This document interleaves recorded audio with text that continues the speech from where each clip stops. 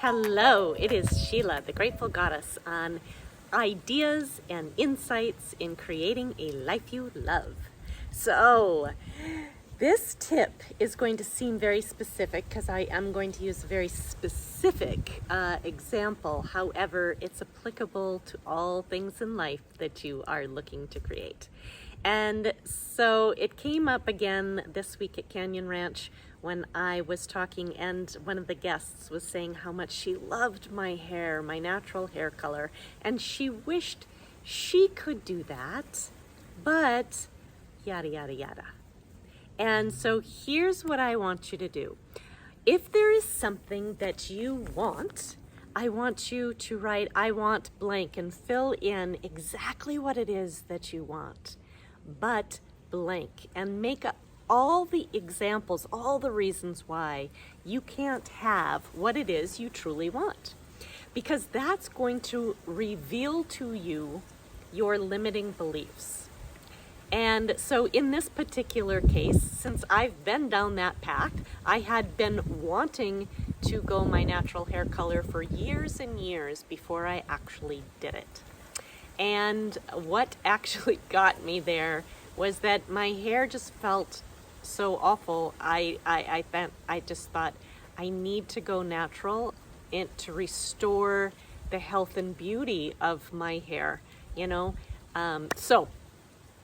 but the reasons that I was giving as to not doing it is that I didn't want to look old. I didn't want to, I didn't believe that my hair would be as pretty gray as my mother's had been, because she had a darker, almost black and gray hair coloring, and mine is more of a dark brown. I knew that those people around me didn't want me to go to my natural hair color. There was all these reasons, right? And so once you have all your reasons for whatever it is that you're wanting, ask yourself, is that true? Is it true? And when I asked myself, is that true that I'm going to look older with my natural color? Well, I am the age that I am. And so when I really looked at it, it was like the hair color isn't going to change my age and how I show up in the world. You can go through the list and start to just question whether those are legitimate.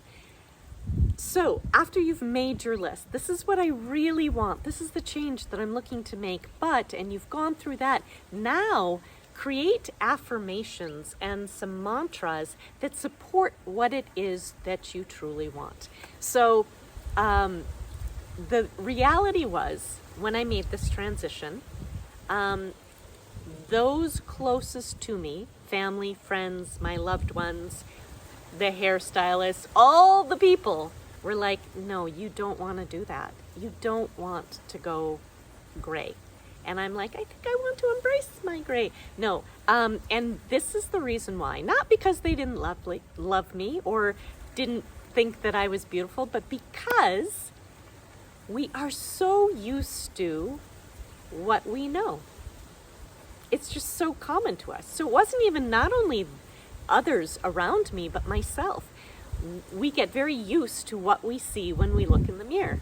So once I, allowed the gray to start and then cut my hair super short, so I just went straight to short, spiky gray hair, it was alarming to myself as well as to everyone else. So those who are closest and dearest to me didn't like it.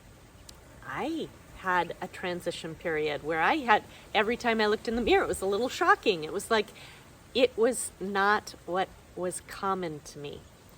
The reason that I kept going is that I knew it looked better than I saw it, because so many strangers stopped me in the street and would tell me, oh my gosh, you look fantastic. I love your style.